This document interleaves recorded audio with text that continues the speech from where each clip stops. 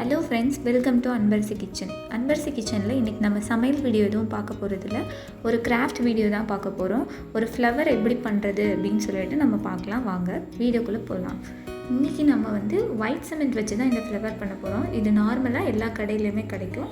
First தேவையான அளவு கொஞ்சம் ஒயிட் சிமெண்ட் எடுத்துக்கலாம். அதுக்கப்புறம் அதில் ஃபெவிகால், நார்மல் ஃபெவிகால் எப்போவும் யூஸ் பண்ணுறது தான் நம்ம.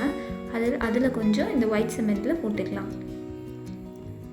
அது கூட நம்ம கொஞ்சம் கலர் சேர்க்க போகிறோம். நமக்கு என்ன கலர் வேணுமோ அந்த கலர் சேர்த்துக்கலாம். நான் இன்றைக்கி ஒரு வயலட் ப்ளூ மாதிரி சேர்க்க போகிறேன். சேர்த்துட்டு நல்லா மிக்ஸ் பண்ணி விடணும். நல்லா அது சாஃப்டாக அந்த சிமெண்ட்டு, கம்மு, கலரு மூணுமே ஒன்றா சேர்ந்து வர அளவுக்கு நல்லா மிக்ஸ் பண்ணணும். மிக்ஸ் பண்ணி ஒரு பேஸ்ட் மாதிரி ரெடி பண்ணி எடுத்துக்கலாம். ரீசெண்டாக நம்மளால் நிறைய வீடியோஸ் போட முடியல, ஏன்னா அம்மாவுக்கு உடம்பு சரியில்லாதனால வீடியோ போட முடியல. இனிமேல் நாங்கள் கண்டினியூஸாக வீடியோ போட ட்ரை பண்ணுறோம்.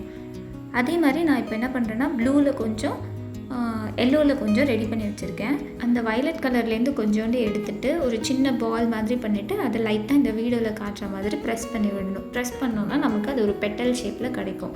இதே மாதிரி நமக்கு எத்தனை பெட்டல்ஸ் வேணுமோ அதை நம்ம ரெடி பண்ணிக்கலாம். நான் இந்த மாதிரி ஒரு 3 ரெடி பண்ண போகிறேன்.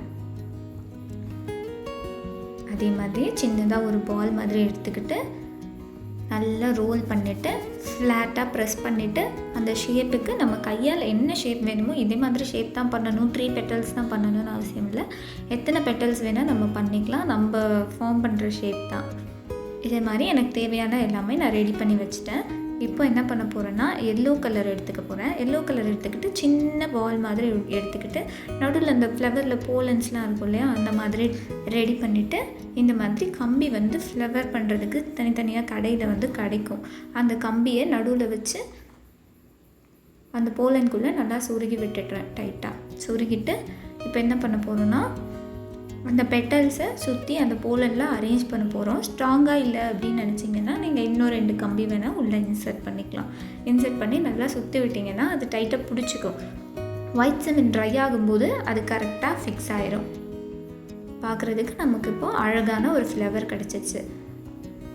இந்த எல்லா ஃப்ளவரையுமே கம்பியில் கோர்த்துட்டு ஒரு கம்பியாக வச்சு டைட்டாக கெட்டியாக நம்ம முறுக்கி விட்டுறணும். அப்படியே முறுக்கி விட்டுட்டு காம்புக்கு க்ரீன் கலர் ஃப்ளவர் டேப் ஒட்டியிருக்கும்.